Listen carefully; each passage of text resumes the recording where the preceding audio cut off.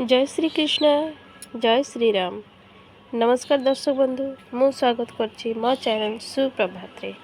आज रो वीडियो रे आमे एपरि एक गुरु मंत्र जानिबा जहा जप बा श्रवण करिबा मात्र आपनक दुख कष्ट अशांति रो परिसमाप्ति हो जाइथिबो। दर्शक बंधु, आजिका जुगरे प्रायतः समस्तଙ୍କ पाखरे धन संपत्ति रहिछि आ केतेकଙ୍କ पाखरे धनर अभाव मध्ये रहिछि। मात्र जहाँ पाखरे प्रचुर परिमाण धन संपत्ति अच्छी तथापि तांको जीवन में खुशी तथा शांतिर अभाव रही। आपण कहे जहाँ पाखरे धन अच्छी सी तो खुशी, किंतु ना एपरी होई न थाए। बहु लोक अछंती जहाँ पाखरे प्रचुर धन रही मात्र तांको जीवन में अशांति मध्य रही। एपरी काहेकि होई थाए? दर्शक बंधु, जेतेबेले कौनसी व्यक्तिर अभाव, धनहानि, रोग इत्यादि विभिन्न समस्या होई थाए तेबे से सबु दिगरु निराश होई भगवान को आश्रय नहीं थाए। मात्र जेमिति व्यक्तिर समस्त असुविधा समस्या दूर हो जाए, से भगवान को भूली जाए, दान दक्षिणा आउ करे नहीं, भगवान को नाम मध्य नहीं न थाए। तेणु दर्शक बंधु, सबुबेले भगवान को नाम स्मरण निश्चय करंतु। देखिए आपणक पाखरे धन थाउ अबा न थाउ, आपणक मनरे घरे सदा सर्वदा शांति निश्चिंत रूप से रही। तेबे दर्शक बंधु, आज वीडियो रे आमे जो गुरु मंत्रटी जानिबा ताहा आपण जप बा श्रवण कले आपणकर समस्त कष्टर समाधान हो जाई थाए। मंत्रटी जानिबा पूर्वरु वीडियोटी को शेष पर्यंत देखु। भल लगे लाइक शेयर कमेंट करंतु और कमेंट बॉक्स रे जय श्री राम जय श्री कृष्ण निश्चय लिखंतु और चैनल टी को मध्य सब्सक्राइब कर दियंतु। दर्शक बंधु, श्रीकृष्ण महाभारत युद्ध समय रे अर्जुन को बहु उपदेश देइथिले, अनेक गुरु मंत्र कहिथिले। जेतेबेले अर्जुन निज विपक्ष रे निज भाई बंधु गुरुजन पिला छुआ को देखिले से धराशायी हो पड़ते और युद्ध करने को मना कर देथिले। यह देखि श्रीकृष्ण अर्जुन को बहु बुझासुझा करथिले तथा उपदेश मध्य देथिले।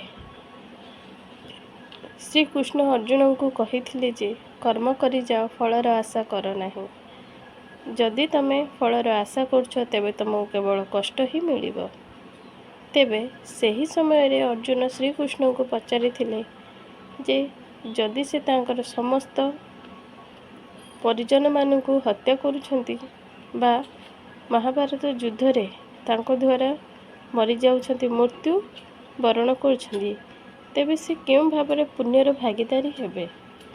से तो बड़ पापी रूप रे नामित हेबे। यह शुणी श्रीकृष्ण कहिले, श्रीकृष्ण अर्जुन को एपरी एक मंत्र विषय कहिले जहा पापरु मुक्ति मिली थाए। जो मंत्रटी जप कले आपण समस्त पापरु मुक्त हो जाई पारिबे। कर्म मनुष्यर कर्तव्य है। से जदि बा कर्मटी न करे ताहले तांको कौनसी प्रकार मनुष्यतर गणति निया जाय पारे नहीं। तेणु अर्जुन को श्रीकृष्ण कहले, तमे कर्म कली चल, फलर आशा कर नहीं।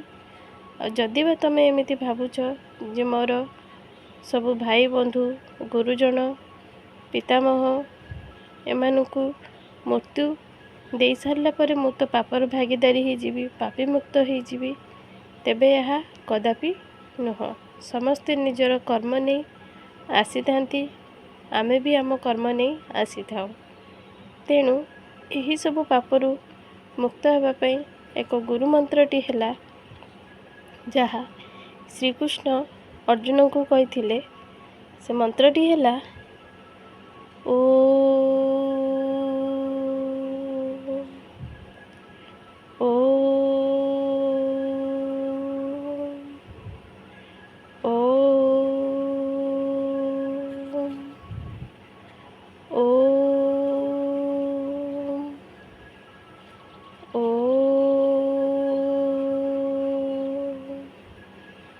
ଓମ୍ ଓମ୍